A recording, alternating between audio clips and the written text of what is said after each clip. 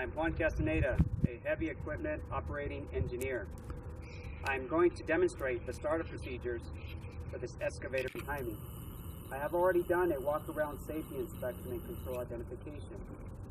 We do startup procedures to get familiar with the controls, to make sure the attachments work properly, and to cycle the hydraulic fluid through the system. Let me demonstrate.